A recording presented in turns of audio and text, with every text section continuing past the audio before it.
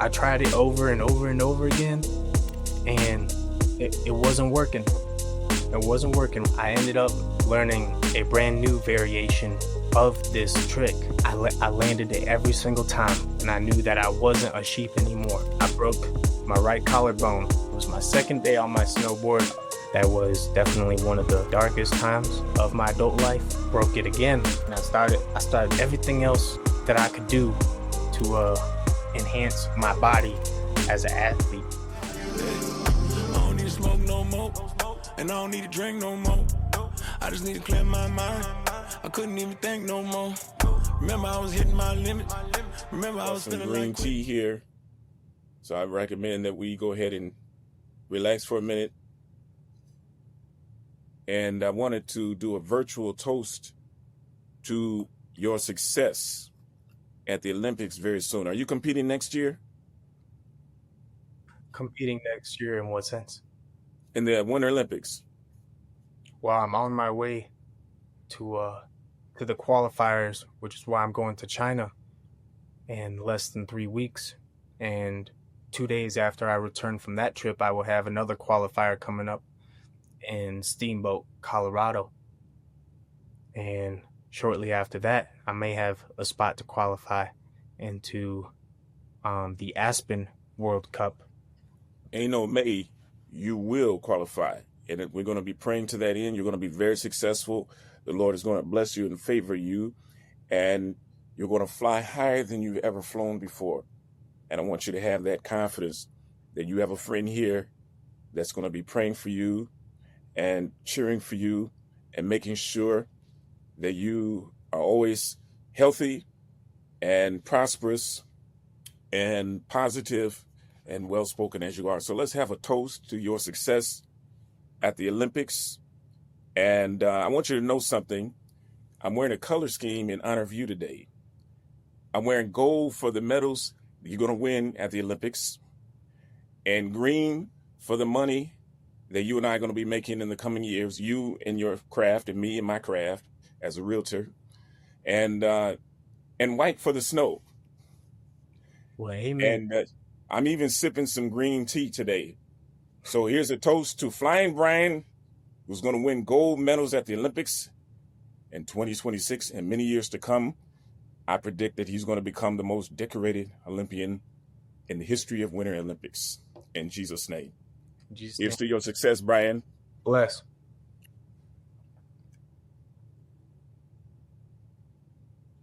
Thank you, Lord. All right. I have something valuable that I learned and that I would like to share with some people. So absolutely, it is very clearly a video of the one that I didn't land.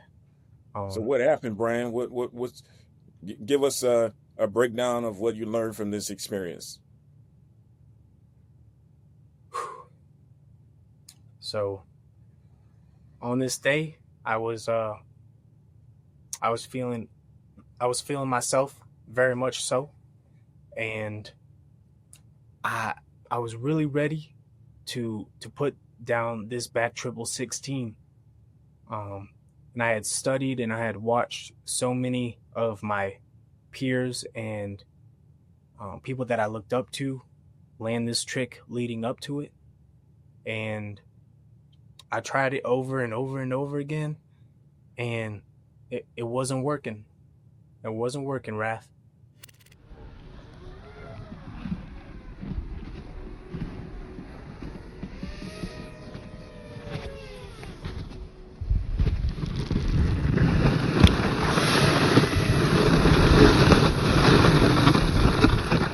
Every time I would crash, I would hit my head, I would land on my back, or something funky would happen.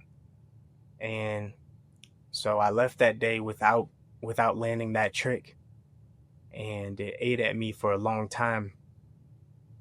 And to a point, it almost struck a fear in me, or a more of a fear of disappointment that I couldn't budge. I couldn't budge it. It wouldn't budge.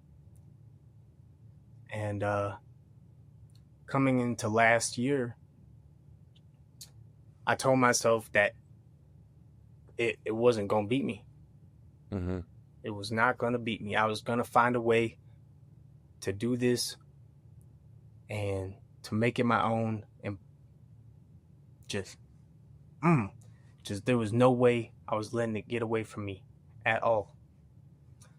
And so I ended up learning a brand new variation of this trick that fit my unique style and something that felt much more comfortable. And once I did, I landed it every single time. And it's all because I didn't give up, but I found my own way. I stopped trying to compare and learn what others had already done, because I realized that wasn't my path. That wasn't what I was supposed to be doing. There's a reason it wasn't working that day. Mm-hmm. And so I went to Austria with the mindset of figuring out what worked for me as a snowboarder and not so much what worked for my peers. Because I was tired of being the sheep. I was tired of being the sheep in the herd, trying to do what everybody else was doing. And so when you slide to the second clip, you'll see a brand new variation of that trick that haunted me for so long. And you'll see the way that I landed, the stompability, the presence of what I just done. I didn't even hoot and holler and like I just owned it, because I already knew that I owned it. I knew that it was mine, and I knew that I wasn't a sheep anymore.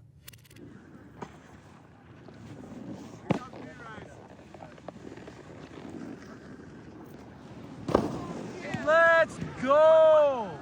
That's beautiful. So you have a very unique and individualized approach, and your philosophy is that you want to be yourself and not conform to the tradition of snowboarding, as it were, that other folks have modeled for the last years. How many decades has snowboarding been around? Do you know? That's a hard question to answer, especially as a professional snowboarder, because some would say that it started in the 80s, as far as North America and places localized to us knew it. But if you do your research, you'll find out that people were making snowboards much, much earlier than that over in Europe. I believe maybe mid-60s even. And during that era of snowboard, the snowboard was seen as rebellious or a rebellion, and low lifes, all because it was different, and because skiing was so premier, and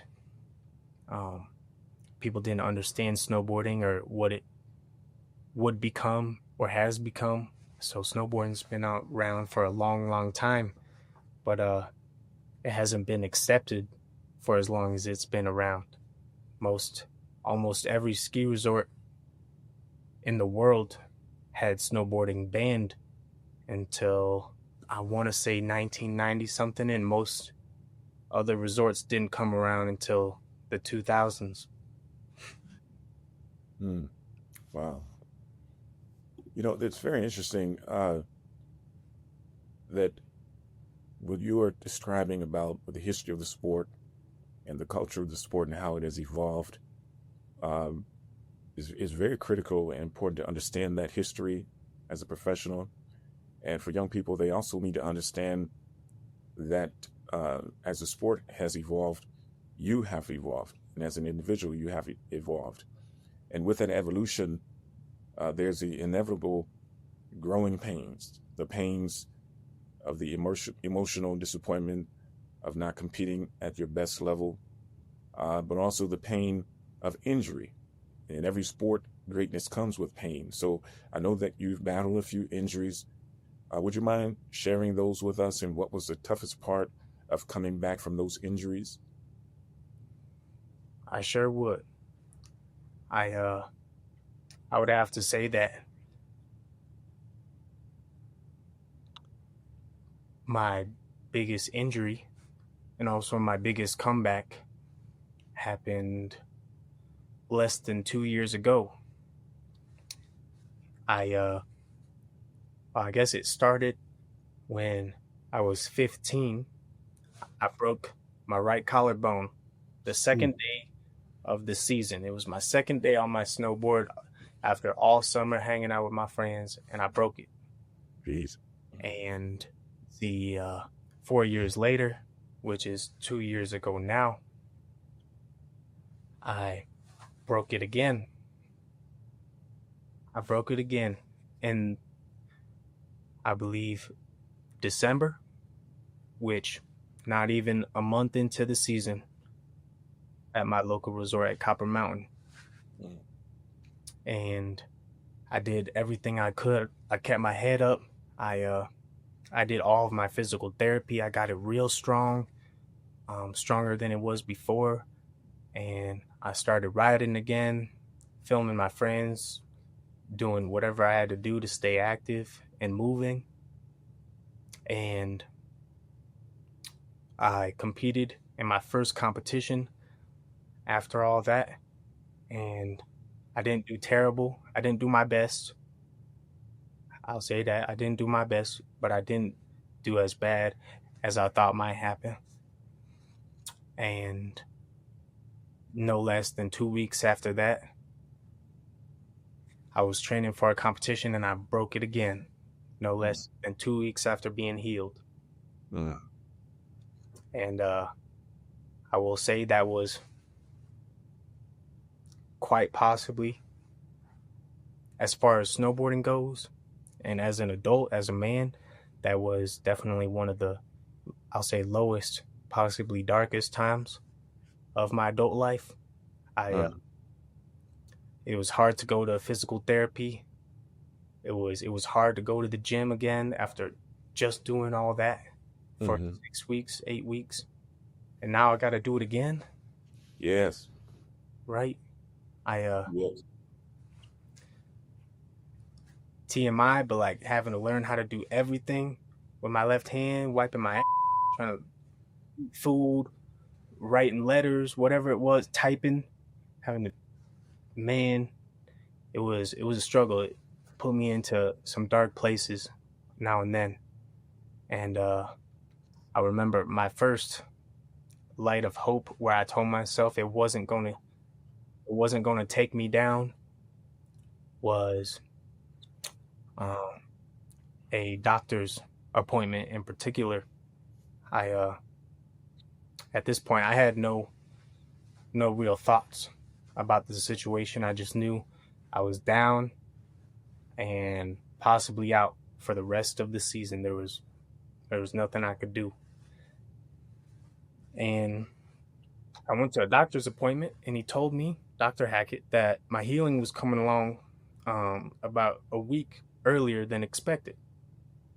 So I was making good progress, even after not doing every day of physical therapy and maybe skipping my vitamins now and then. It was still healing. And so I told him, well, then you're gonna have to cancel my next appointment in 10 days because I'm going home to see my family. I was not going home to see my family. I booked a flight to Switzerland the next day and decided to go and compete in the last competition of the season. It was still broken. It was all taped up. I had icy hot on it every day to keep the pain. Man, you pulled a Kobe Bryant, a Mamba Mentality move. I do actually remember, quite frankly, that there was a lot of Kobe Bryant on my social media that day. Yes. Mm-hmm. So you have studied the Mamba mentality. Yeah, I mean, I wasn't gonna let it take everything, my whole season from me.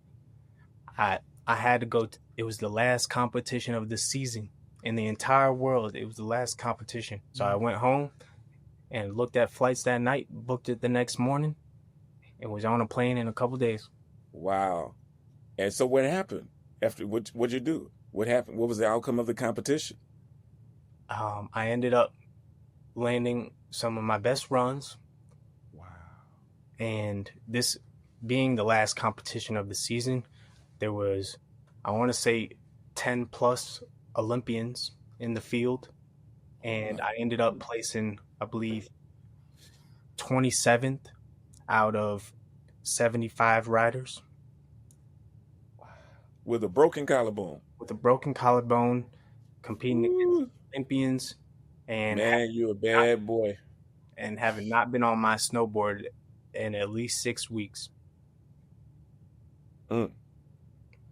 And See, well, we know what you're gonna do next year, man. It's already the stage is already set, and the stars are already aligned.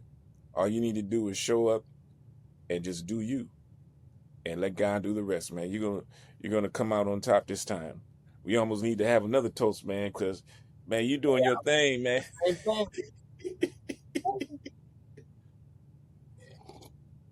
Yes, sir. Yes, sir. Uh-huh. So let me ask you this. What did you learn about yourself through recovery that changed how you ride and how you live? You know, how you uh, strengthen your body and prepare to mitigate the effects of those mishaps and what have you. I would say one thing that I really had to decide to grow into um, and to be more mindful of was how I take care of my body, first of all. Yes. Stretching every morning, every night, just like my father had been preaching to me all these years. But you know, when you're young and dumb, you want to skip a couple of that and get in bed and watch Netflix or whatever. But yeah, so taking care of my body, and one key aspect that I integrated into my everyday life, as far as physicality goes, is to stop going to the gym and training like I'm a bodybuilder. I'm not a bodybuilder. I'm an athlete. I'm a professional athlete. And so that's last year I gave up that bench press, and I started jumping on them boxes and working on those bands and those Nordic curls and those ab workouts and everything else that I could do to enhance my body as an athlete, even when it came to balance, which I have so much of from this beautiful thing called snowboarding. I kept pushing it and pushing it, and even then I decided, well, you know, I should probably start doing my cardio workouts in the sauna like my mom used to do as a boxer, because she was an athlete. And it got to the point where I was in there, I was doing my jump rope in the sauna so much that I broke the floorboard. I'm not even joking. I broke the floorboard doing cardio in the sauna by myself, sweating like a mug. Now, do you have a trainer? No. I All right, didn't. we got to get you a trainer. Listen, I- you professional trainers that are out there, you have a world-class future Hall of Fame Olympian right here that's looking for a personal trainer that is the best of the best to help him win a gold medal. Get in touch with me, and I'll put you in touch with Flyin Brian, because he needs someone that's going to help him win a gold medal for the United States. Please call me. You tell him. I'm Yeah, here. we're going to make that happen, Brian. There's no reason why you shouldn't have the best of the best to compete at that level. You need a great trainer. You need a great doctor like Dr. Joe Furman to show you especially how to eat specific nutrients for your the kind of caloric intake that you need, and to help your body heal and to recover from all of the breakdown of the muscles and the energy that you are expending. Okay, so we're going to make sure that we take care of you and we get you connected to all of the right people after this show, so that you are having that cutting edge, background of people that can, provide the wraparound services that you need to take your game to the next level. Hey, man, well, if somebody want to help me, I ain't going to say no. Yes, sir. No. My answer would be yes. You can help yes, me. Yes, trust me. What do I got to do? Yeah, they're going to blow up my phone, and we're going to make sure you have it. You guys can call me at 248-672-4505. My number will be on the screen, or you can email me at price.raphael, price.raphael @gmail.com, and we'll make sure that the right person gets connected to his agent, and then he'll vet you and screen you and make sure that you're legitimate, because we don't want any scams. We don't want any people calling. And all you ladies, I believe he's already taken, so don't be trying to come in here thinking this is my man, this is my opportunity. No, you cannot personally train me. I got a great woman who's also a great chef. Facts. You cannot be my nutritionist either. Facts. Say it. Say that. See, she's gonna watch this and she's gonna cheer. She's gonna tell him, Brian. That's right. And y'all can go follow her too. She's an amazing follower and filmer and videographer. You can go follow her at Kwoodsmedia on Instagram. Kwoodsmedia. Kwoods. How do you spell that? K.WOODS.media. Kwoodsmedia. Wonderful. We'll put that on the screen.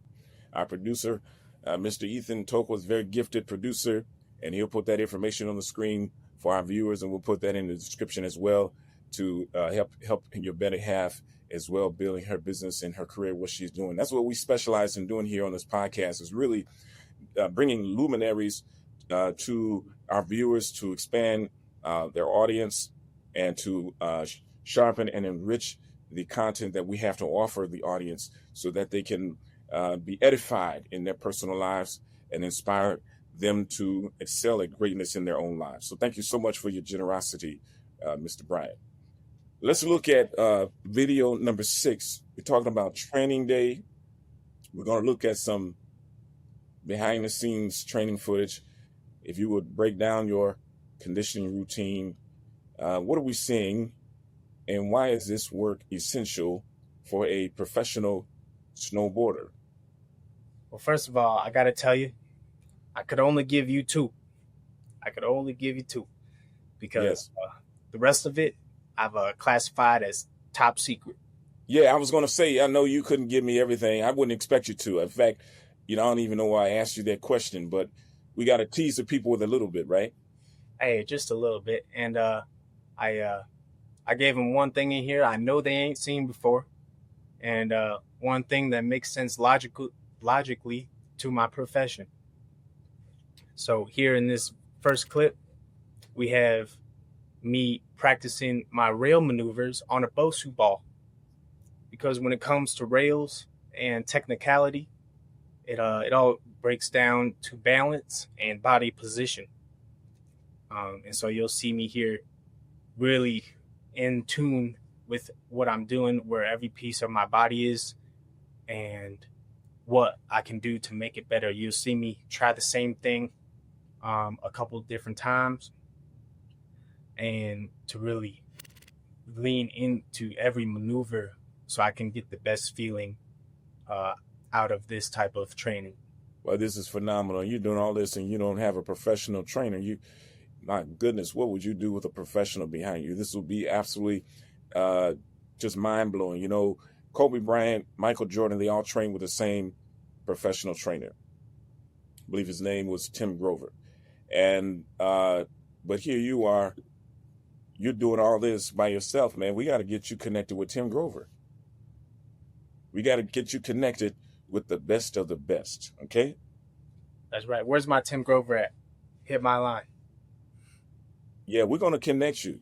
After this show, your life will never be the same, brother. Well, I can't wait. Yes.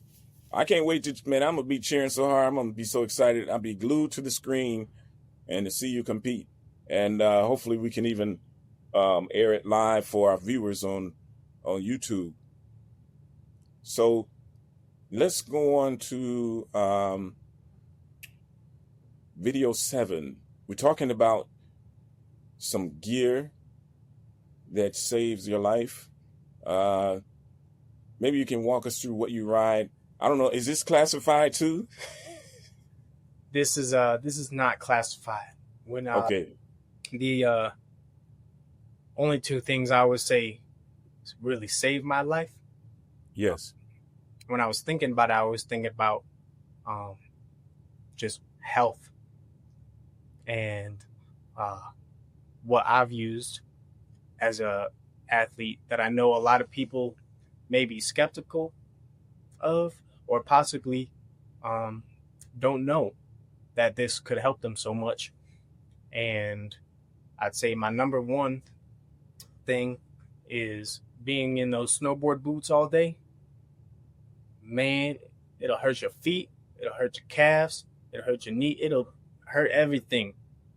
But one thing I've done to minimize all of that pain is to invest in specific personalized footbeds.